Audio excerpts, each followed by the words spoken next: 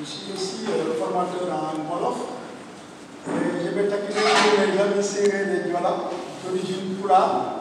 et je suis formateur en Wolof. Alors, je m'amuse aussi à écrire, et aussi bien comme mon ami et confrère Ablaï Sarr, qui est le responsable du groupe des traducteurs Pula. Moi, je suis le responsable du groupe des traducteurs en langue Wolof. Nous regrettons, c'est pas amerement, parce que tout simplement, le responsable du groupe des traducteurs en série, en l'occurrence Dimidiaï, nous allons aussi à poursuivre effectivement remercier certains de nos collaborateurs qui n'ont ménagé aucun effort vraiment pour la réussite de cette œuvre. Et nous savons tous que cette œuvre, même si l'auteur a un cachet quand même politique, mais n'oublions pas quand même sa casquette républicaine en tant que chef d'État, gardien de la Constitution, et aussi garant des arts et des lettres. C'est ce qu'ils ne le savent pas. Et c'est pourquoi donc ce livre, cette œuvre, vraiment a un renom aussi culturel et même directif, compte tenu vraiment de son importance et surtout du contenu que peut-être certaines personnes ont eu à éplucher. Vous verrez que vraiment le livre est très riche. gërëm ñi nga xam ne aussi jéem nañoo jàpp ci mbir mi c'est la commune de Médina Gounass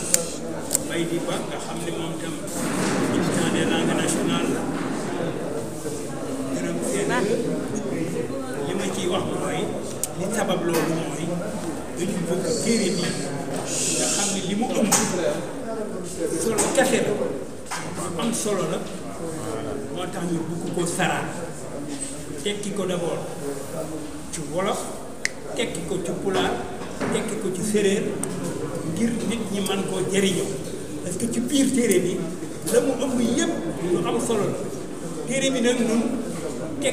tekki wuñ ko parce que Macky Sall dafa nekk politicien xam nga politicien mooy ki nga xam ne day signalé di joor jàtti càmm ñun gisewuñ noonu politique li ñu gisee politique mooy koo xam ni dafay defar parce que defar ci jaamu yàlla la yàlla moo ni bala ngeen ma jaamu bu ngeen ma xam bu ngeen ma mën a jaamu kon nit ñi pour politique yi war a am ak fi ñu Sénégal war a yegg dafa fekk ni lépp lu ñu bind war nañ ko def xam nga assemblée bu njëkk amul woon nit ñi dañ daan làkk tubaab rek mais ci soxna Aram Dieng yàlla na ko yàlla xare àjjana ci la ñu commencé wax sunuy làkk yi nag ñetti làkk yi ñu tànn dañu nekk ñetti làkk yoo xam ni làkk yëpp a yem ñaar fukki làkk yi ak ñaar yi nga xam ne dañ leen a màndargaal codifié leen yooyu ñoom ñëpp a yem waaye dañ ni ci njëlbeen nañu seet wolof nañu seet pulaar nañu seet séréer parce que boo seetee ci ñi koy wax fii bu dee wolof bi ñeent fukki téeméer boo jël ñeent fukki ak ñeent ñooy wax wolof boo jëlee pulaar téeméer boo jël ñaar fukki nit ñi ak ñaar ñoo koy def bon boo jëlee séréer fukk ñi ak ñeenti ci téeméer ba ñoo koy la ca des nag ñu tere culturellement ñoom bu ñuy weesoo ñu ànd ak ñoom ci seen liggéey fekk leen ci seeni gox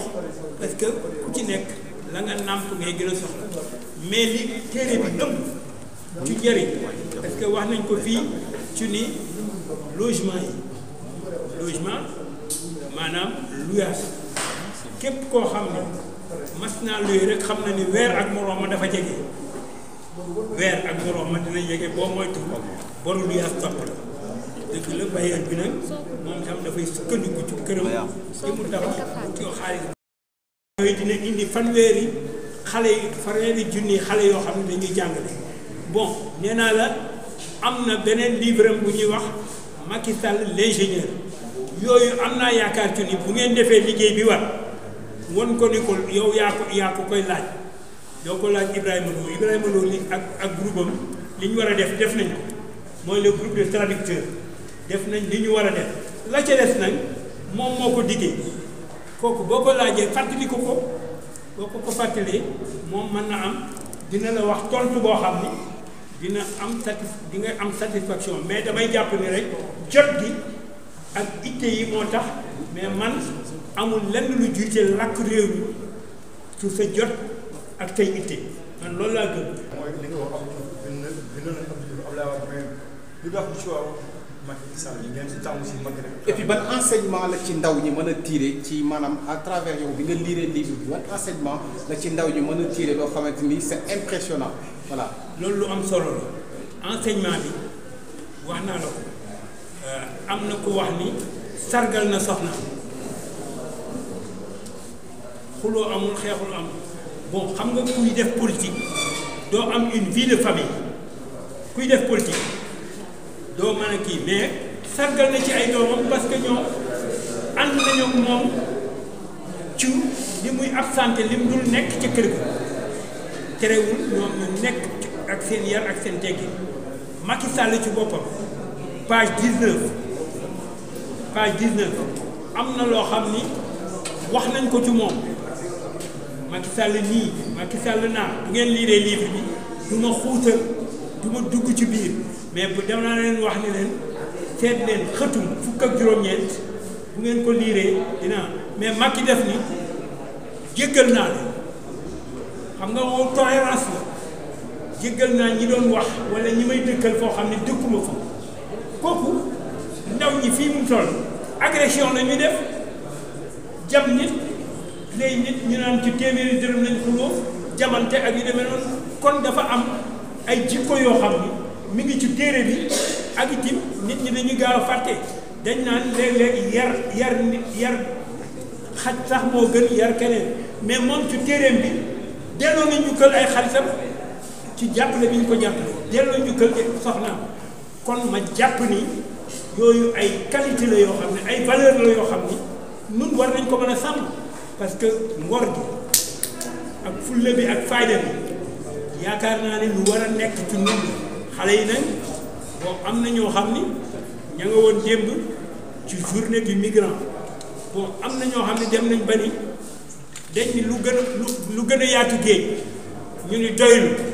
am na ñu jël démb kàddu fële ci place du souvenir ñu ñoom bis ñi ki tey dootuñ fab seen million wala ñaari million di ko jox nit ci loo xam ne leeru waaw dugg ci gaal gi wala dox ba mar yem foofa loolu am na moo tax ci enseignement bi mooy boo seetee migration ci biir téere bi xam nga du ma nekk di leen saraal téere bi mais dama la wax ni la luyaas bi war na mën a am njëriñ xale boo xam ne am nga kër boo koy luyee def ci yërmande parce que fii am na ñoo xam ni xam nañ ni weer ak moroom dafa jege ba nga xam ne boo moytu li location jiite bi bon bu dee wàllu wér-gu-yaram am na lu mu ci wax njëriñ bu fekkente ni njàng mi am na lu mu ci wax njëriñ bu fekkente ni yar bi la am na lu mu ci wax njëriñ loo xam ne ci kéew gi la ak environnement bi loolu lu am solo la mais li may interpellé mooy ñi nga xam ne ñooy jawriñ yi nekk ci mairie yi maa ngi ciy cité léegi mairie bi nga xam ne mooy Médina Gounass mu nekkoon moniteur d'alphabétisation nekkoon superviseur ensuite dugal loxo di sargal aussi kii di Ourey Mamadou Anne nga xam ne dafa yebal monsieur Sy mi nga xam ne professeur la foofa ca Souleymane Baal ak Marcel République son excellence Macky Sall livre intitulé Le Sénégal au cœur. Nous vous remercions vraiment tous les journalistes venus présents pour participer à cette cérémonie de vernissage du livre du président, suivi d'un point de presse. Comme vous l'avez si bien dit, bon, les jeunes, c'est vrai, mais il y a une majorité dans ce pays qui ne sachant ni lire ni écrire. Et je ne pense pas que nous pourrons évidemment favoriser une bonne politique publique dans une langue étrangère, celle de Molière ou autre. C'est pour cette raison que compte tenu du taux d'analphabétisme, de 54% d'analphabètes, ça c'est des statistiques, mais avec les 54,6% analphabètes, il y a quand même une majorité que constituent les femmes. Les femmes, j'ai beaucoup d'estime et d'admiration pour elles parce qu'elles sont les clés de voûte du dispositif d'un développement endogène durable. Mais elles sont plus nombreuses parce qu'on a 51-52% de